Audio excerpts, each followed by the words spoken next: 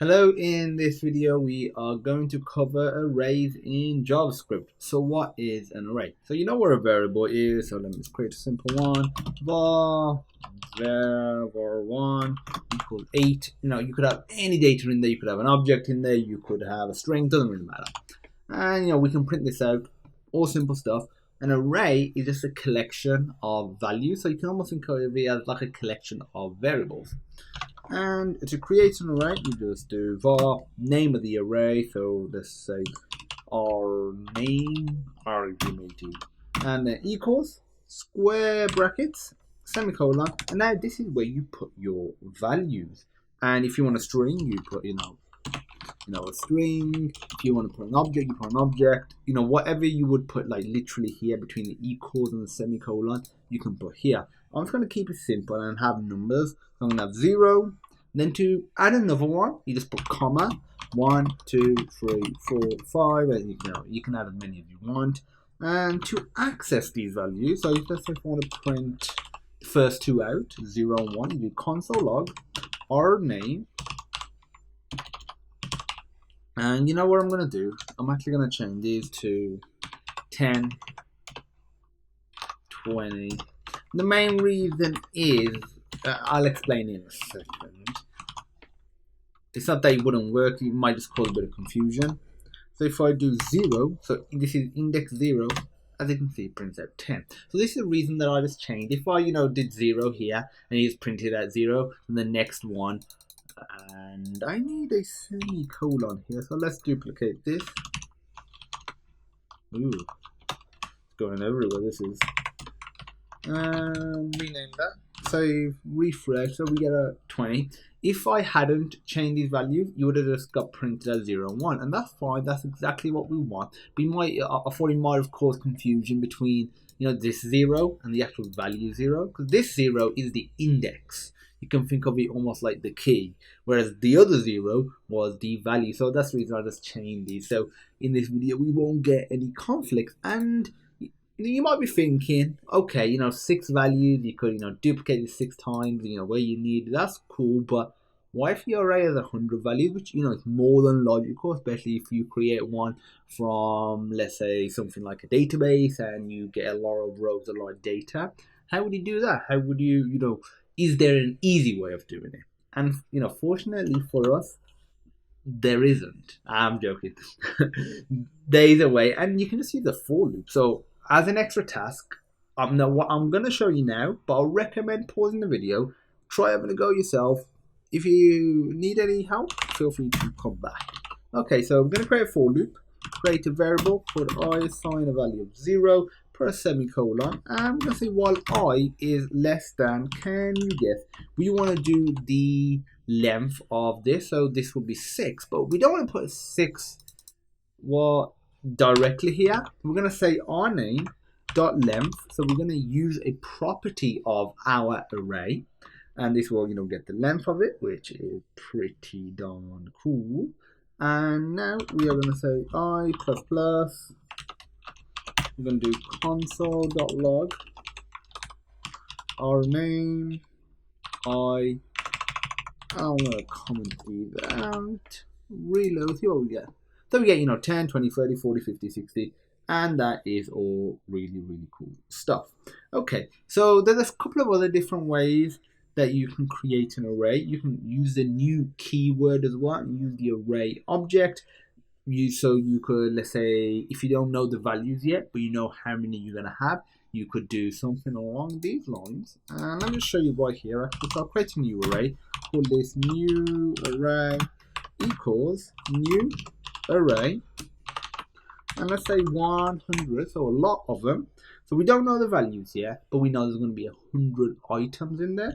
And let's just say we use a for loop, and just to save time, I will copy that, and put that here. Instead of printing it out like this, we're just going to say new array I, and we're going to replace what's our I with, our index I with, what are we going to put here? Let's put I squared.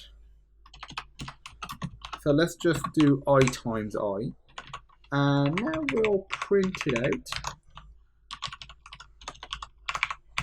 and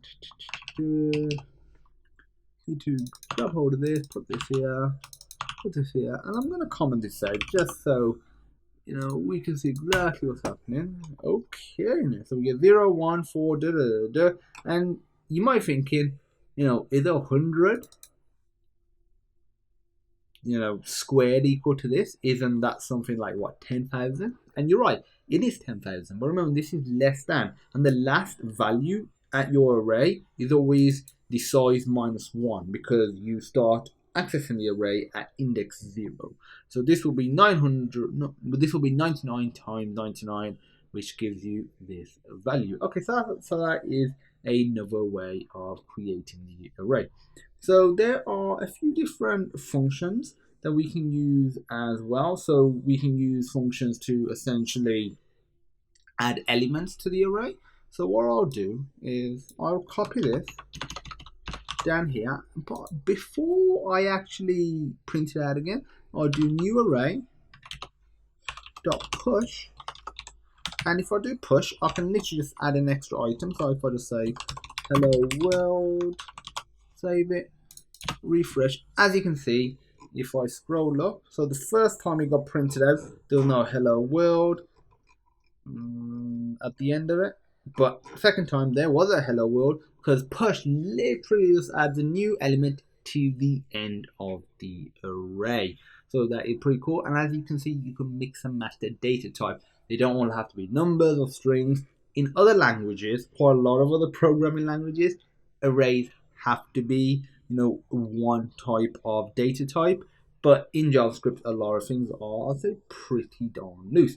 There are a bunch of other functions that you can utilize, like sort. So another thing you can get, it sorts the elements of the array, which is really useful to have built-in function like this. You can get a function called toString, which converts it, even if it's not a string, into a string. So like these numbers, for example. You can have a method called pop, which essentially just what happened there? Removes the last element of the array, and like there's so many other methods. As long as you understand what we've done so far, you'll be all good to go. I'll provide a link with the video so you can see all the different features. But before we wrap up, I just want to show you one or two other little things. So there's one or two little things. So what I'm gonna do is console log out. So these are some extra ES6 functions, so newer JavaScript functions, and I'm gonna do new array and dot find index. You might be thinking, okay, well, dot find index, what is what's all this about? And if I do 9801, refresh. Okay, so what has happened? So new array dot find index. Okay, so far so good. While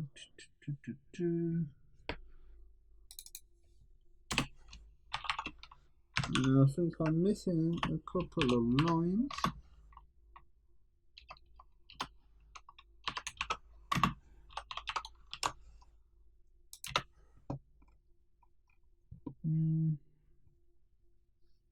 Still not the result that I'm expecting. So new array dot find index x.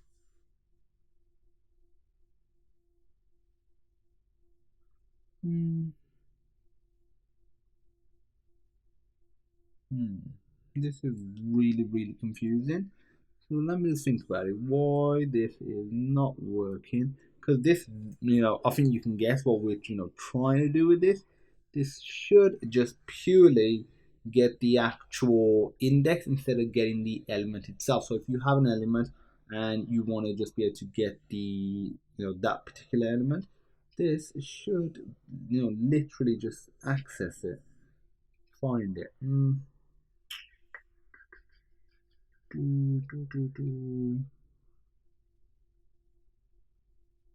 Okay, because you got the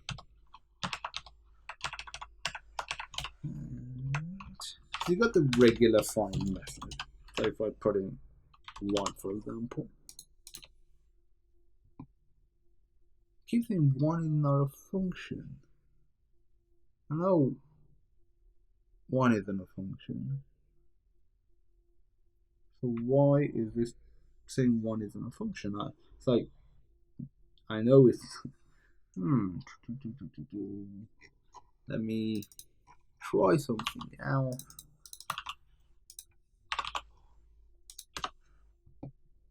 Yeah, it just doesn't like it on that one either. Like, this is just totally odd. Like, it's saying it's not a function, which is just totally weird.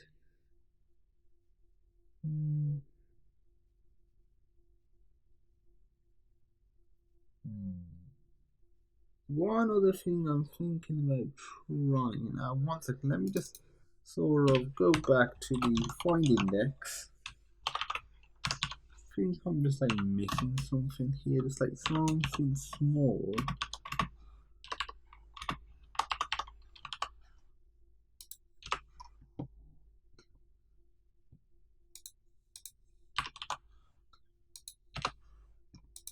I keep getting,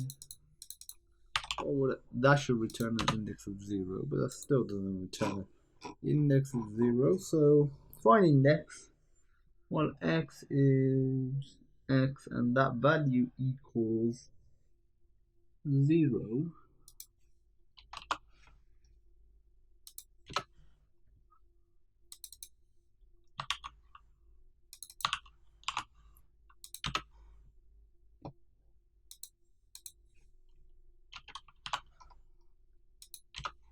Okay, that's fine. That seems better now. Yeah, there we go. Okay, made a couple of little mistakes. One, it needs to be in this, format. Because if I were to do it in with the other one, our name, and let's see if I do 10. That's fine as well. So I was doing the wrong values. So yeah, sorry about that. Let's just switch back. Okay, so these are some new features. What have I done now? Yeah, wrong code, but okay, all good. So you choose array, then you do .find index or .find, and then in here this takes a slightly different set of parameters. So you're just saying this is the value that you're trying to find in there. Yeah, and you're assigning it. They're saying this is the value that you're actually trying to specifically check for. So you have this format, and then you put 9801 here. And the reason you have this sort of format is because you might actually do some sort of crazy ass thing where you say, we know zeros in here, so you could do minus 9801. This should return.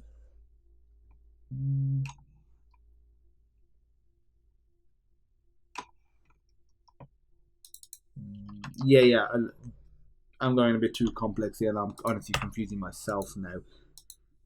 What about them? Oh, I'm not saving them as well. That's really messing things up. Okay, find the index instead of the value. Regular find finds the value, and this format, while x, and then you put the value itself. So 9,801 is at the last index, and as the array is of size 100, the last index is n, which is 100 minus 1, so it would be 99. So this is an ES6 function. There are some other functions as well. You can use a for in loop as well, a for each loop to be able to loop over the array. I recommend doing that as an extra task. I'm going to provide a link that will show you all of these different features. Sorry about this little confusion here. I was putting either the wrong array with the wrong value in there, or the wrong, this format here. I was just all over the place. Sorry about that. We got it fixed, so it's great to see how to fix it as well. So thanks for watching, and I look forward to seeing you in the next video.